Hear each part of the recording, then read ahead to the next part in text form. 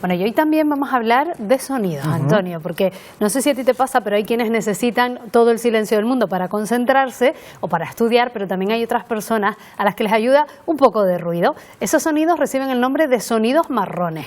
Y como no podía ser de otro modo, pues las redes sociales han ayudado a popularizarlo. Nosotros vamos a aprender más sobre ellos y para eso tenemos ya preparada nuestra siguiente invitada. Nos vemos mañana. Hasta mañana, Marta. Ella es Raquel Marín, neurocientífica. Buenos días, Raquel. Bienvenida. Buenos días, Marta. Bueno, ¿qué tipo de sonidos se consideran sonidos marrones? Pues mira, para empezar, el término marrón no tiene nada que ver con el color. Tiene que ver con la persona que los identificó, cuyo apellido era Brown. Brown en inglés es marrón y de ahí salió el movimiento browniano. ¿Qué son? Bueno, tú sabes que los sonidos tienen frecuencias, ¿no? Y esas frecuencias pueden ser más altas o más bajas, ¿no? Eso va a modificar evidentemente la gravedad o lo agudo de un sonido. Entonces, eso evidentemente en el cerebro ejerce un efecto, entre otras cosas porque las neuronas también tienen sus patrones que se sincronizan, ¿no?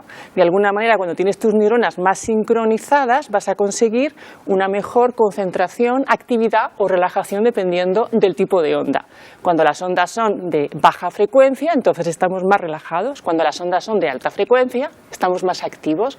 Entonces, combinando sonidos con la actividad de las neuronas, podemos conseguir a lo mejor un mayor efecto. En relación al sonido marrón, bien, el sonido marrón, vamos a ver, imagínate que tú quieres estudiar, ¿no? O quieres leer y estás en el salón de casa. Tu cerebro está oyendo al perro de la vecina ladrando, a la otra que está con el reggaetón, a uno que está pasando por la calle, al coche que está echando marcha atrás con el sonido. Entonces, para tú poderte concentrar, necesitas que tu cerebro se aísle de todos esos sonidos, los obvie y entonces priorice aquello que estás haciendo, que es leer. Claro, para muchas personas que tienen ya un déficit de atención, porque están todo el rato estimuladísimos con todo, les ayuda entonces a apaciguarlo con algo que sea neutro y que sea un sonido constante que no te dé sorpresas.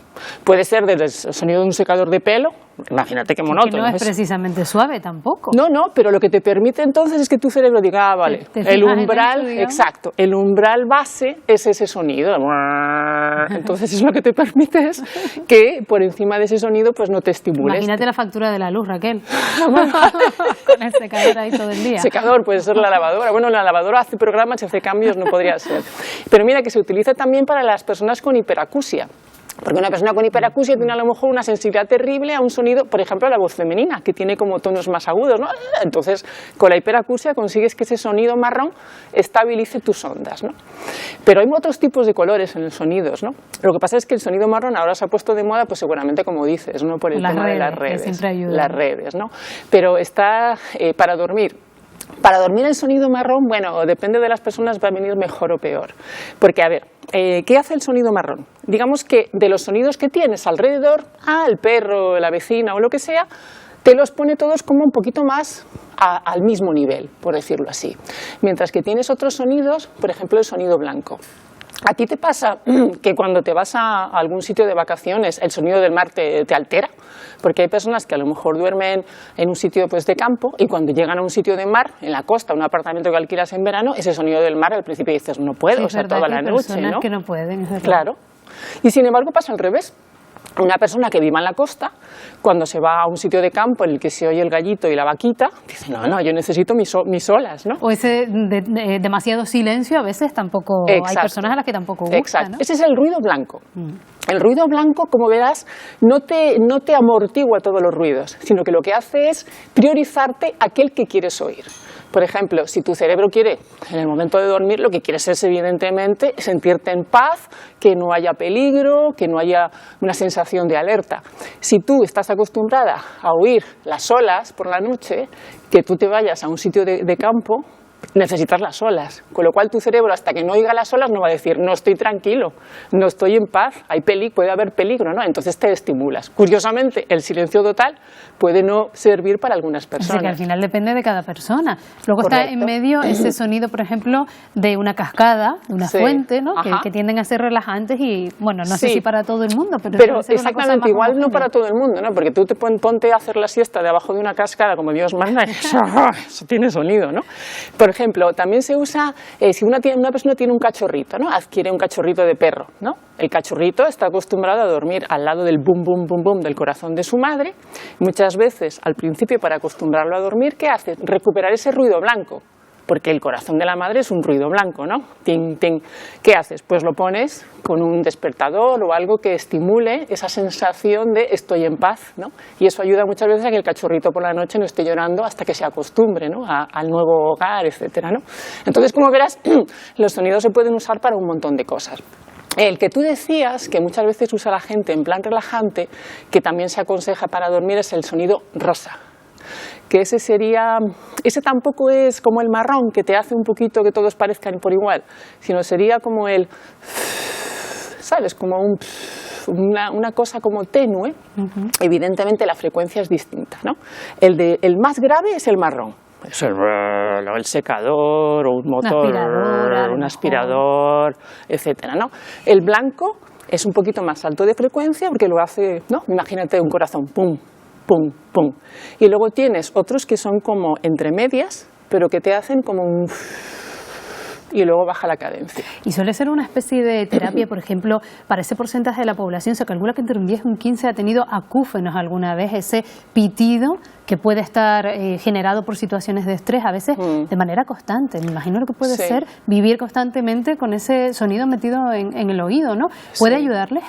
Sí, efectivamente. Todo depende de cuál sea el origen, porque evidentemente también puede haber una patología del oído y eso no te lo va a quitar nada, ¿no?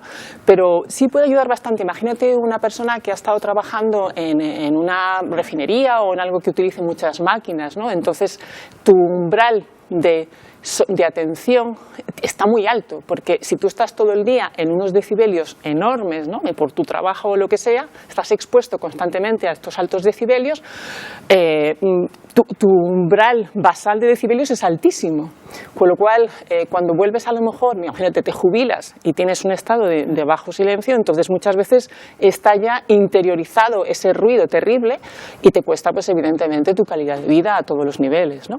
Entonces bueno, para eso también puede haber terapias precisamente relacionadas con los ruidos marrones, es decir, mantener una cierta máquina, ¿no? Ir poco a poco bajando ese umbral para que tu cerebro se vaya acostumbrando. ¿No? ¿Y qué hay de esos jóvenes que, por ejemplo, dicen, es que yo sin música no me puedo concentrar? Pero claro, no hablamos de música clásica ni hablamos de un sonido blanco o marrón, sino hablamos de reggaetón, hablamos de pop. ¿Eso funciona para concentrar? Pues verás, para empezar, siempre se ha hablado del efecto Mozart, ¿no? La gente que decía que cuando se ponía música de Mozart, como que wow, se concentra para estudiar. El efecto Mozart ha sido negado, es decir, el efecto Mozart no existe como tal. Sin embargo, sí, cada vez salen más estudios indicando que algunos tipos de música sirven para ciertas cosas. Por ejemplo, el sonido electrónico, ¿no? El electromusic, sirve, por ejemplo, para estimular el cerebro en personas que han estado en un momento de anestesia. Entonces el cerebro cómo se estimula. El reggaetón, precisamente frente a otras músicas, sirve para estimular la actividad motora. Que eso puede ser de utilidad en personas que tengan a lo mejor déficit de actividad motora, porque estimula, digamos, el ritmo en relación con la coordinación con el cuerpo. Moverse, ¿no? Sí, entonces las que más sirve precisamente es el reggaetón por el tipo de tempo. Evidentemente si no escuchas la letra, porque si escuchas la letra igual ya te cambia, no te puedes concentrar en lo que estás estudiando. Pero sirve, no, para estudiar el reggaetón seguramente no sirve, porque lo que te va a hacer es como generarte esa estimulación de actividad motora. Entonces, hombre, seguramente para estudiar ningún tipo de música en concreto va a tener un efecto, sino más bien el efecto que llamamos el efecto placebo. Es decir, aquello que a ti te sirve porque ya tu cerebro dice, cuando escucho esta música me pongo a estudiar, ¿no? Que sería un efecto placebo en realidad, ¿no? Igual que te puedes dormir con un sonido de mar o con un sonido de cabra, ¿no? Es decir, ya depende de las personas. Pero lo que sí es cierto es que no todas las músicas sirven para lo mismo. De hecho, hay un estudio muy bonito que se hizo con cerebros de bebés prematuros, es decir, los que nacen antes, un mes antes incluso, tu cerebro no está totalmente desarrollado y muchas veces tardan un tiempo en adquirir el cerebro que sería de un neonato nacido a término, ¿no? Entonces, ¿qué se hace? Se ponen músicas ancestrales para estimular ese cerebro y se recupera, o sea, lo que se consigue un desarrollo acelerado del cerebro en poco tiempo. Y esas músicas ancestrales tienen que ver con sonido de campanitas, la flauta esta que se usa, la flauta mágica que se usa para encantar serpientes y el arpa. Es decir, son como sonidos ancestrales que el cerebro reconoce para su desarrollo. Es decir, que es fascinante el mundo de la música relacionada con el cerebro. En cualquier caso, que cada uno vaya probando lo que mejor le funciona para cada situación. Efectivamente. Muy interesante, Raquel. Gracias por habernos acompañado un día más. Muchísimas gracias a vosotros.